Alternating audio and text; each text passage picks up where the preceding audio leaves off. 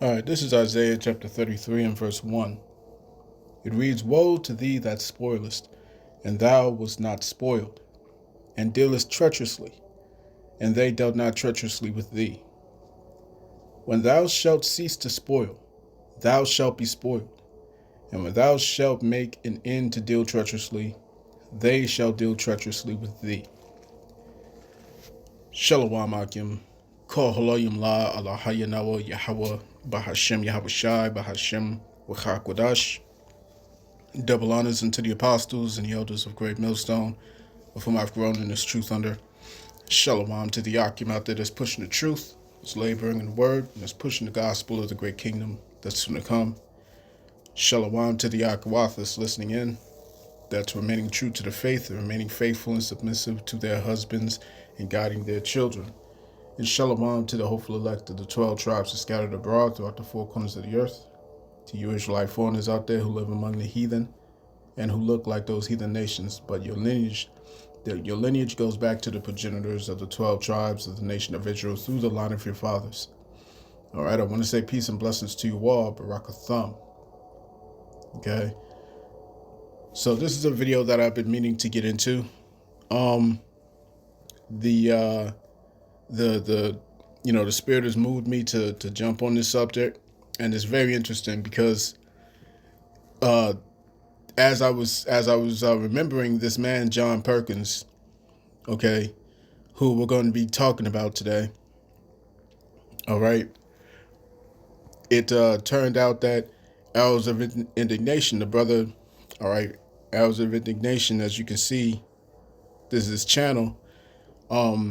He had uploaded this video, and we're going to be using this video. And also, there was another brother that I had seen, okay, who had went into his book just today, all right, who went into his book, and he was speaking about, this scenario of what we know, or this occupation, I should say, of what we know as the economic hitman, okay?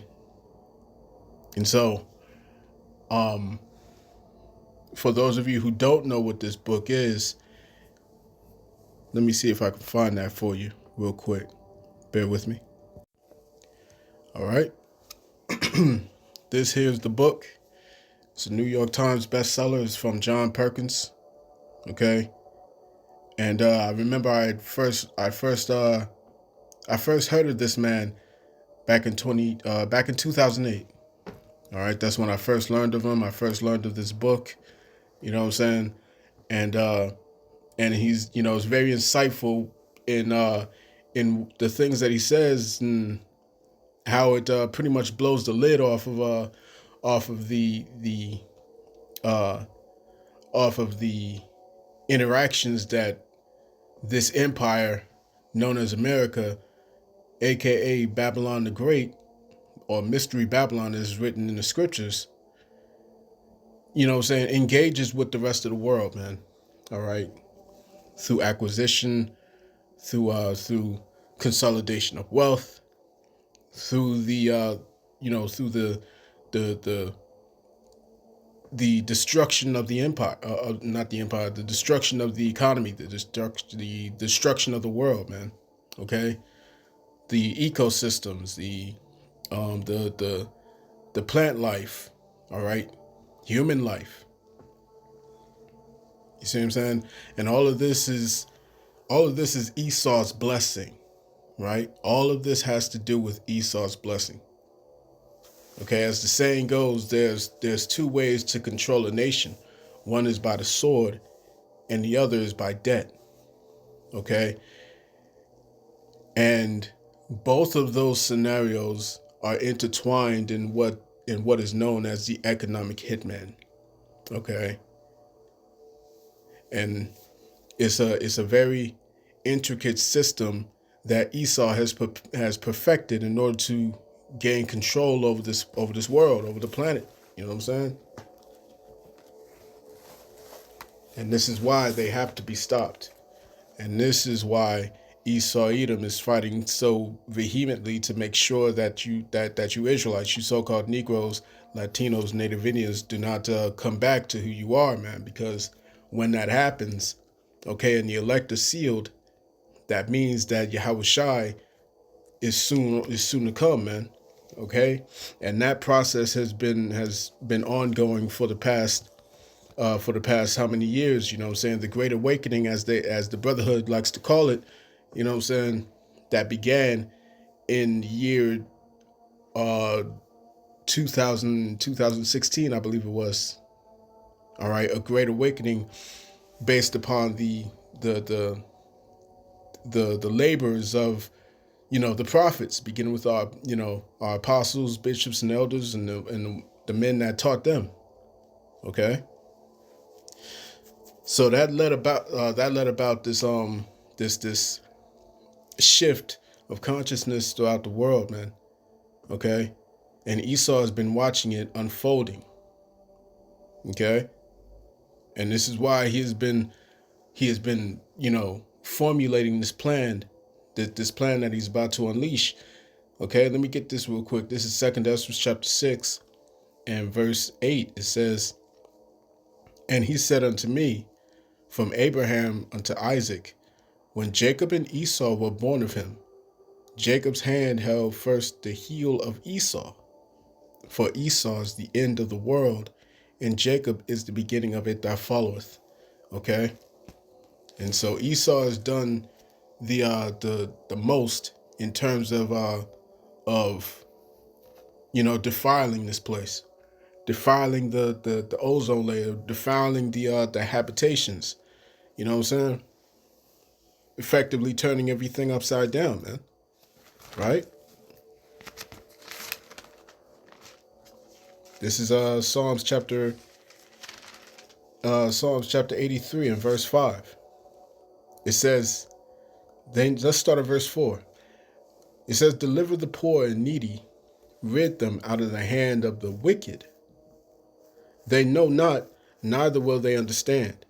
They walk on in darkness. All the foundations of the earth are out of course. All the foundations of the earth, all right, are out of course, man." You see? So without further ado, let's listen to this video, okay? And we're going to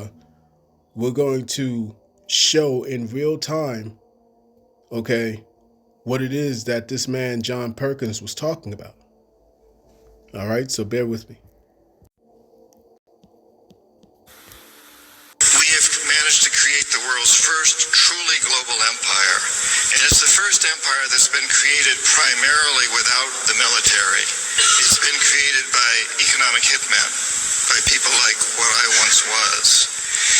And we work many different ways, economic hitmen, but perhaps the most common is that we will identify a third world country that has resources our corporations covet, like oil, and then arrange a huge loan to that country from the World Bank or one of its sisters.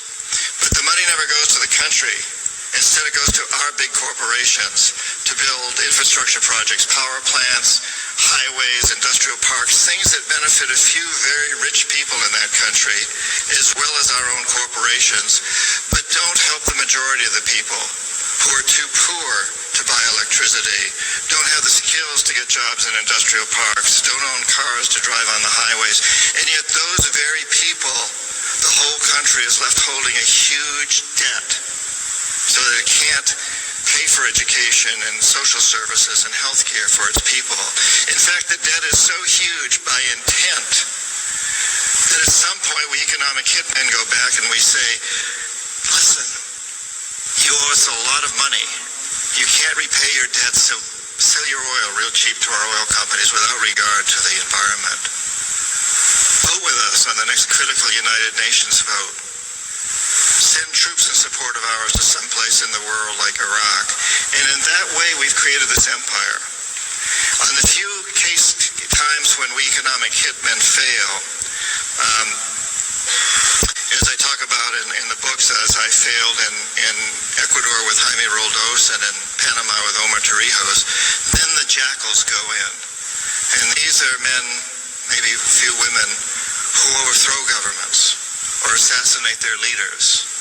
So if I'm unable to bring them around, if the economic hitman is unable to bring them around through legal means, what we do is we use legal means through the World Bank, but it's basically corrupting the leaders of these countries. If we're unable to corrupt them, then the jackals go in and take care of them. So when I failed with Jaime Roldos in Ecuador and Omar Torrijos in Panama, the jackals assassinated them. And if the jackals fail, which is what happened in Iraq, both the economic hitmen and the jackals failed with Saddam Hussein, then, and only then, does the military go in. So this is the first empire in the history of the world that's been created primarily without the military. The military only is the last resort. All right. So let's go. Check this out. All right. So let me get this here in the book of Revelation, chapter 18 and verse 5. All right. As a matter of fact, let's hit verse 4. Revelation 18 and 4, we're going to read all the way down, all right, to verse 13. So it reads, "And I heard another voice from heaven, saying, Come out of her, my people, that ye may not be a slakia." Let me read that again. It says, "Come out of her, my people, that ye be not partakers of her sins, and that ye receive not of her plagues. For her sins have reached unto heaven, and the Most High have remembered her iniquities." Okay, what is it talking about? It's talking about that same nation, that same empire, okay, that has its hands in every nation's affairs, okay? You go to Revelation 17, it speaks on the great whore that sits upon many waters. It goes on to explain what that vision is talking about, okay? The great waters are nations, peoples, and tongues. It's talking about the other nations, okay? Verse 6, it says, "Reward her even as she rewarded you, and double unto her double according to her works. In the cup which she hath filled, fill to her double." All right. Again, this is speaking about America, aka Babylon the Great. The scriptures are not going to say America outright. It's not going to say that. You see what I'm saying? Because if it did, there's no way that these scriptures will remain intact, all right, after all these years. You see what I'm saying? These secrets are only revealed to the prophets, as is written in Amos 3 and 7. All right? Reward her even as she rewarded you, and double unto her double according to her works. In the cup which she had filled, fill to her double. How much more, Slakia, how much she hath glorified herself and lived deliciously, so much torment and sorrow give her. For she saith in her heart, I sit a queen, and am no widow, and shall see no sorrow. All right? When you look at Lady Liberty, all those things, all these symbols that you see, okay, it's all scriptural. It's all prophetic. I sit a queen, and am no widow, and shall see no sorrow. Therefore shall her plagues come in one day, death and mourning and famine, and she shall be utterly burned with fire. For strong is the Lord power who judgeth her. And the kings of the earth, who have committed fornication and lived deliciously with her, shall bewail her and lament for her when they shall see the smoke of her burning. And that's what's going to happen when the nukes drop. When the nukes drop and they plummet and they pummel this place, all right, this place known as America, when they take it down, all right, by the hundreds of thousands of warheads, you see what I'm saying? It's going to be one large spectacle, and there's no way that anyone on this continent, all right, in this country, I should say, in this country is going to be left alive. There is no way. The only way to survive that is to go upward. All right, it's to go upward. And that's only the elect that's going to be doing that. See? For strong is the Lord power who judgeth her.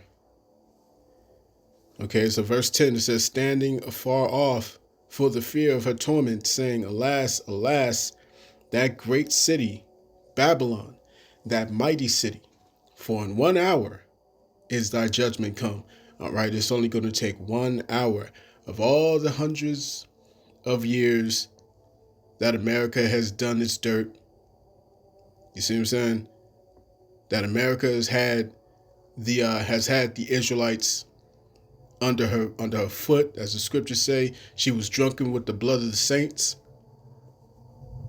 You see what I'm saying? You so-called Negroes, Latinos, Native Indians, Hispanics, Seminole Indians. Okay? You Israelites. This nation has been drunk off of your blood, man.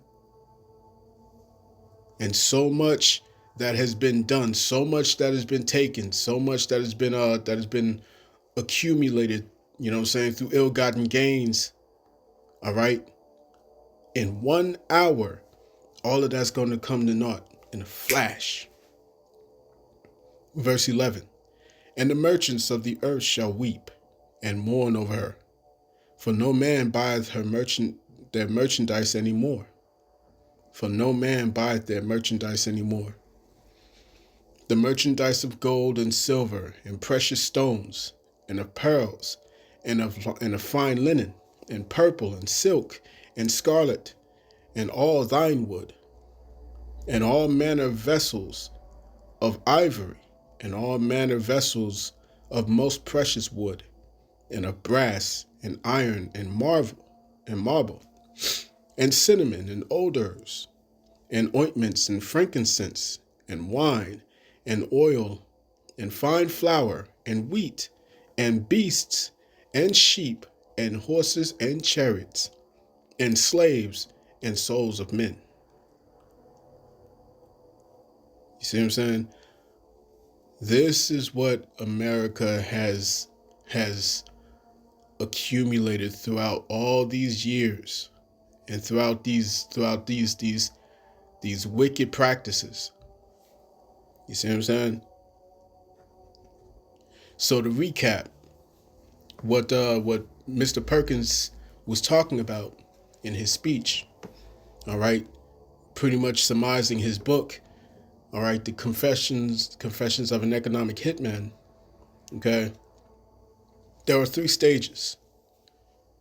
The first stage is the economic hitmen are sent in when resources are discovered, okay, and it is known that these resources can be taken and can be used and can be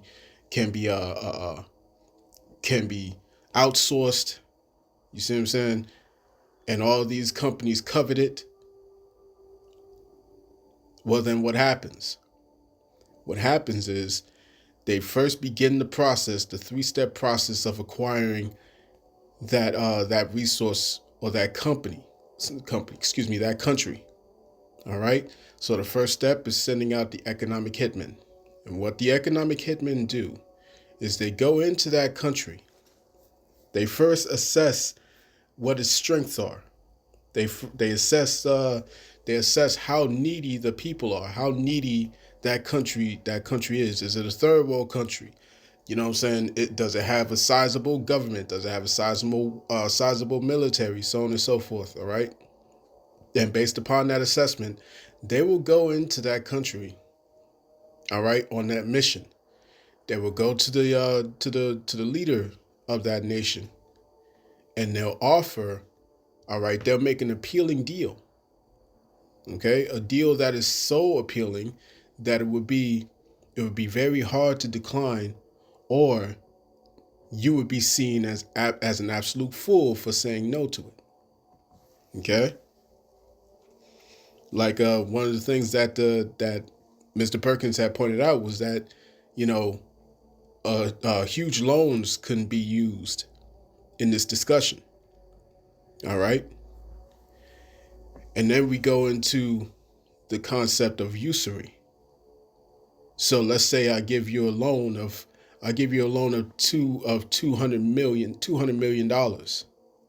Okay, $200 million. And then you take that, or you take that deal, right? And in this contract that we write, that we sign, in the fine print or what have you, or somewhere that's hidden inside this contract, if you fail to pay these loans, then you're forced to give these resources that the corporations are coveting. All right. So let's say that this country is not able to pay off this loan because it's pretty much an impossible loan to pay off. All right. Because instead of us loaning you $200 million and you paying us back $200 million and it's settled, no, instead you got to pay us double. We give you that $200 million. Now you have to pay us $400 million. Okay. But you needed the $200 million in the first place because you were in a hole. And that's how they take you. You see what I'm saying? As the saying goes, there are two ways to take a nation. There's two ways to overthrow a nation. One is by the sword and the other is by debt. And these two concepts are how America has become the vast empire that it is at the rest of the world's expense. So, let's say that the economic hitmen fail, which was the case with Mr. Perkins, you know what I'm saying, in two of his missions. Well, when he fails there, then comes the jackals. The jackals come, and what they do is they more often than not formulate a coup where they pay certain influential figures, you know what I'm saying, and spark riots, and they spark outbursts, they spark a political upheaval, you know what I'm saying, to in the hopes of overthrowing that nation's leader. Okay? And we've seen many of that. We've seen many of those examples, right? Or if the people love this leader too much, if they love him so much, then what they'll end up doing is they will send one of the jackals to assassinate. Okay? And that will be the end of that leader. And they will already have a puppet to go in, okay, and to take over that nation who is friendly to the corporations who are coveting the resources of that nation. You see what I'm saying? And we've seen this plenty of times where a nation's leader is assassinated. Okay, let's say for example, with what happened with I believe it was Haiti. Okay, where the country's president said no to having his people be forced into the jab. You know what I'm saying? Back in 2020. And after they offed him, then all of a sudden what? Everyone is mandated to take these jabs. You see? So that's two steps. The first, economic hitman. The second is the jackals. And then the third stage, if the jackals fail, if they cannot assassinate, if the economic hitman can't bribe or corrupt the nation's leader, and if the jackals can't get the nation's people to overthrow him, or if they can't succeed with an assassination attempt, then the third phase is to send in the military. Okay? And what will be needed is a false pretense. Okay? And it could be false, it could be true. But there has to be a narrative that is pushed. Okay, in order to get the American people on board to justify going in with the military. And this is what we have seen with Iraq. Okay? This is what we have seen with Iraq and Afghanistan, based upon a lie. This is what we've seen with Muammar Gaddafi in Libya. Okay? His people loved him immensely. He was well loved. He was well respectful. All right, he was very respected. Okay, but a lie was cooked up during the Obama administration. And guess what happened? We went in and we took him, and they took him out. They went in and they took him out. Okay, the same thing with al-Assad from Syria. Took him out. Okay.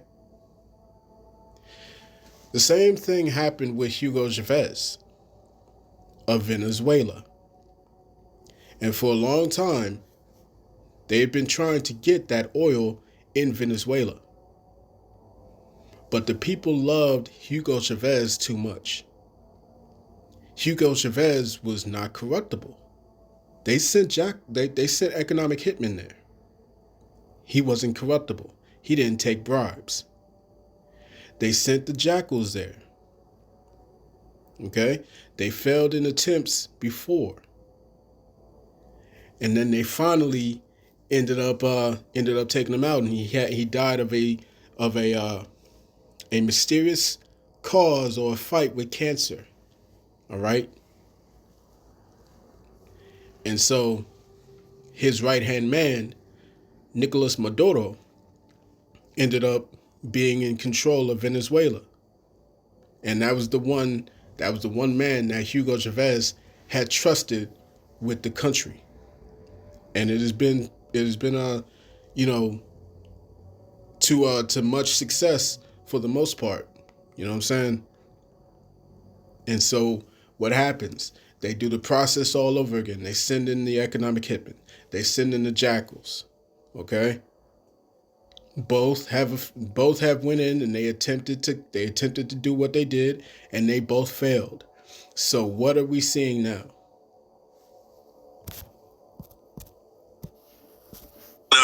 The bad news is that if we're dumb enough to go in there, and it looks like we are, it's going to become an open wound for us in the Western Hemisphere.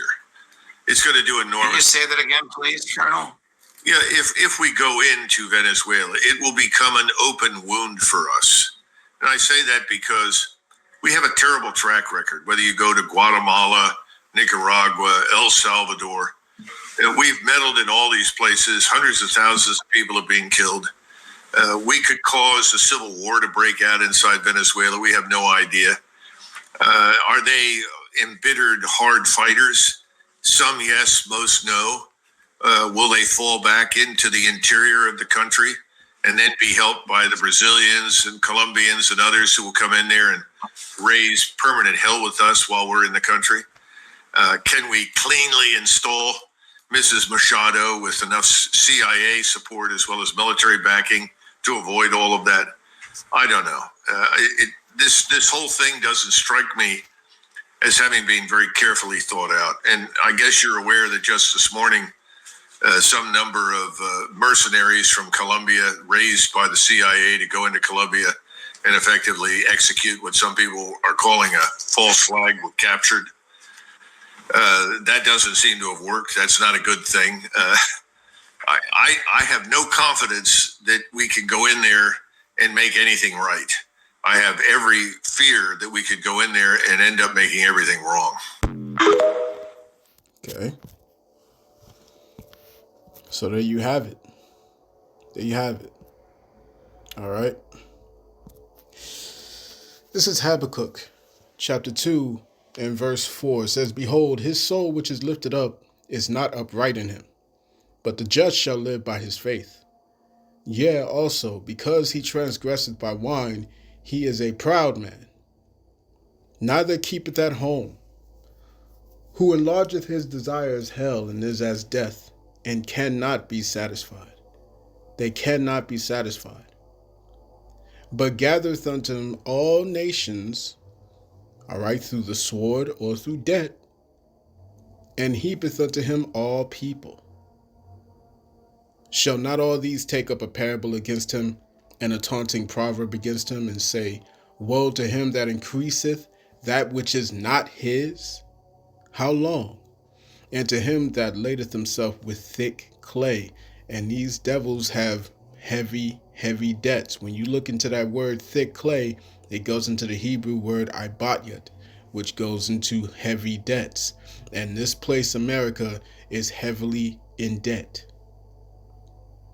You see what I'm saying? We're on the brink of a massive collapse of the dollar.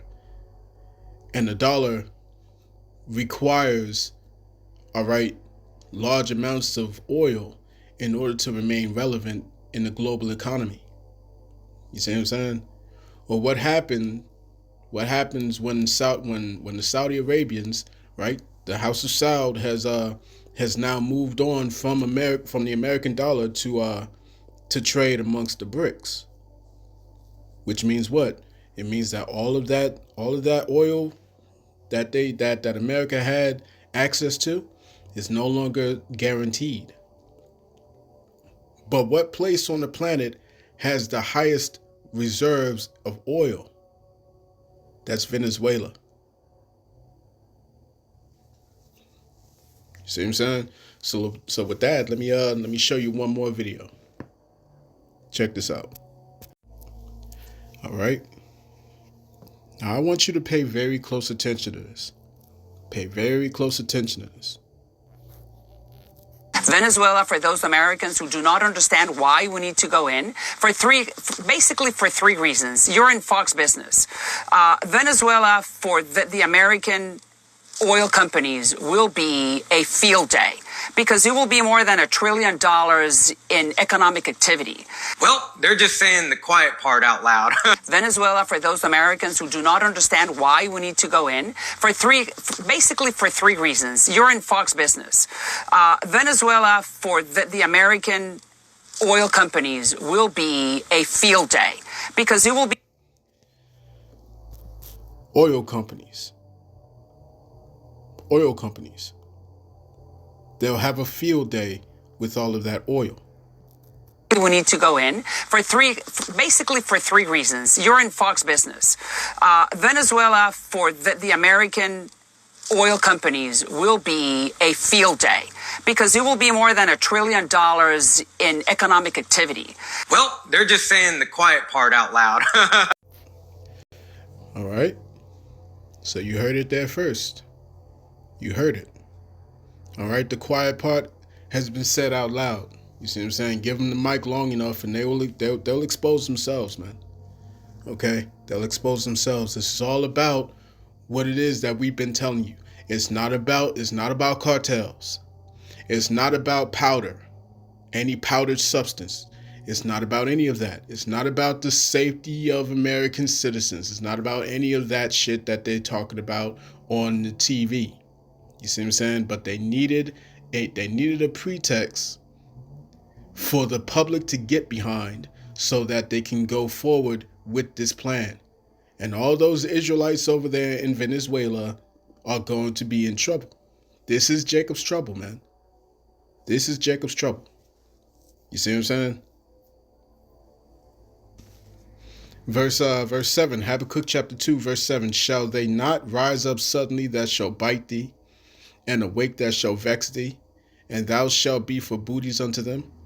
Because thou hast spoiled many nations, all the remnant of the people shall spoil thee. Because of men's blood, and for the violence of the land, of the city, and of all that dwell therein. Okay?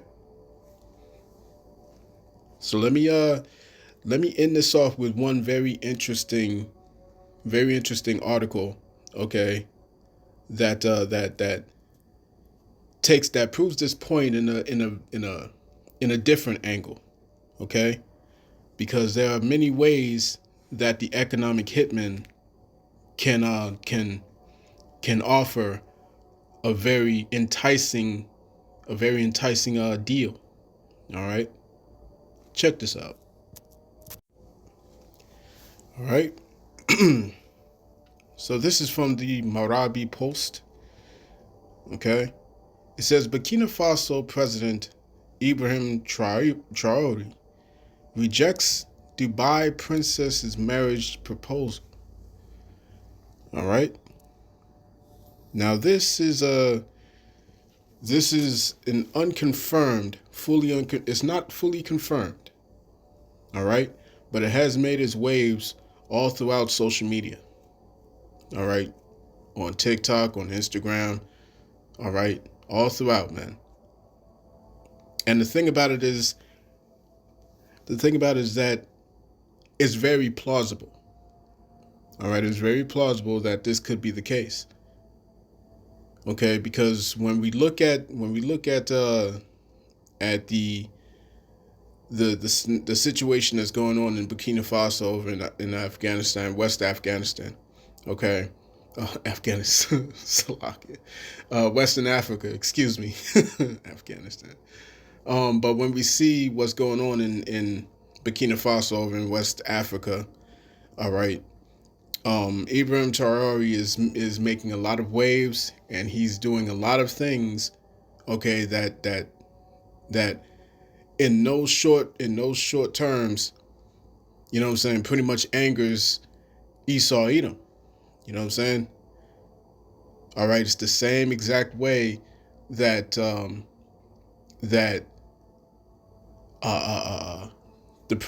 former president of Libya, okay, had made for his people. You know what I'm saying? Muammar Gaddafi. All right, and he took the nation's resources, he took the country's resources, and he converted it to benefit the people. You know what I'm saying? All that wealth, okay, all those things that was used out of the resources that came from the land, he gave it back to his people. Well, the same thing is happening with Ibrahim Traore in Burkina Faso. You know what I'm saying? And he's taking these resources and he's giving them back to the people, right? And I did a lesson on this a couple months ago. Right now in the Senate or in the Congress or what have you, you know what I'm saying, in the American media, they're trying to say that this guy harbors terrorists. He does this, the same narrative that they pushed with Saddam Hussein, same narrative that they pushed with Muammar Gaddafi, okay? That he's attacking his own citizens using chemical warfare, using weapons of mass destruction, this and that, so on and so forth, okay? That there's terrorists involved and all that stuff, all right? And so we have seen the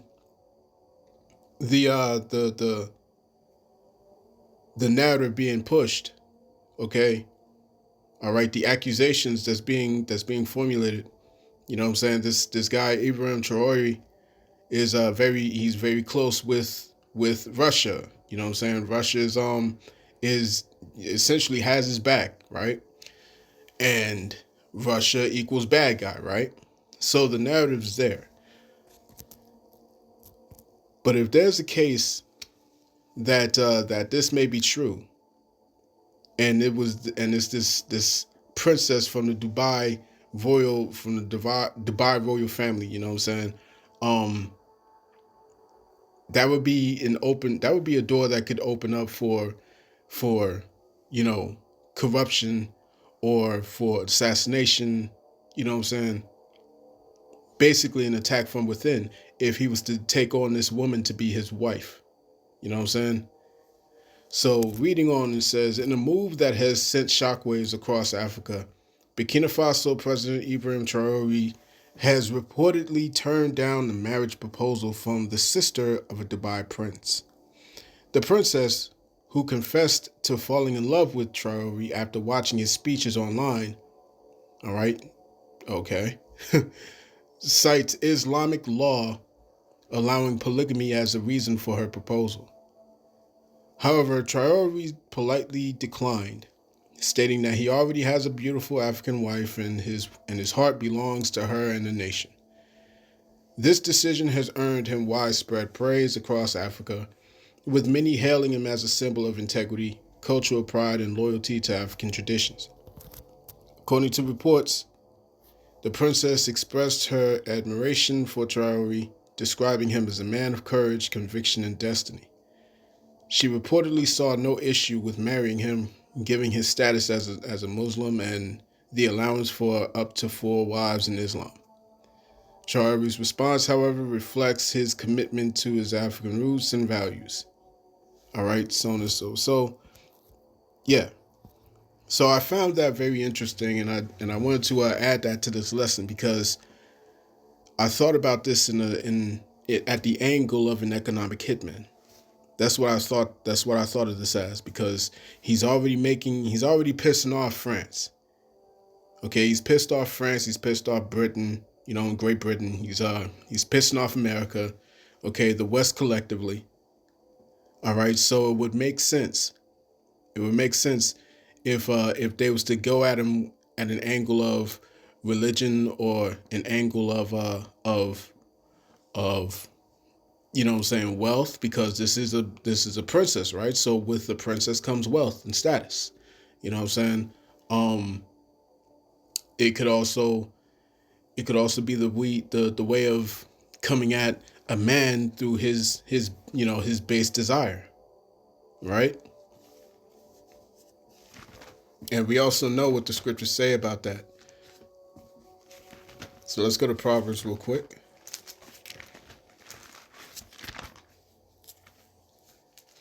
All right, this is Proverbs chapter 31 and verse 3. It says, "Give not thy strength unto women, nor thy ways to that which destroyeth kings." All right. So, the economic hitman, just like John Perkins has said, the economic hitmen work in many different ways. All right, many different ways.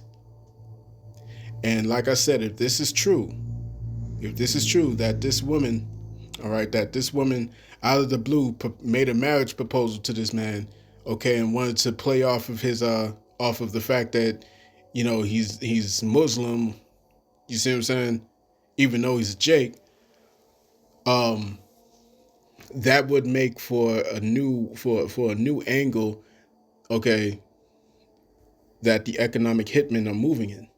Okay, if they can take someone as influential as a princess, okay, from one of the countries that they control, you see, then that would essentially be an attack from within. So I thought that was interesting, man. I just wanted to bring that out. All right. And add that to the lesson. So I hope you all were edified. Okay. And, learned something new as I have with this particular situation here. Okay. But this has been your brother Zakaria Allah, branched out here in Williamsport, Pennsylvania. In closing, I want to give all praise, honor, and glory to Yahweh, Bahashem, Yahushai, Bahashem, Ruchak, Wadash. Double honors unto the apostles and the elders of Great Millstone, of whom I've grown in this truth under. And peace and blessings to the hopeful elect. Shalom.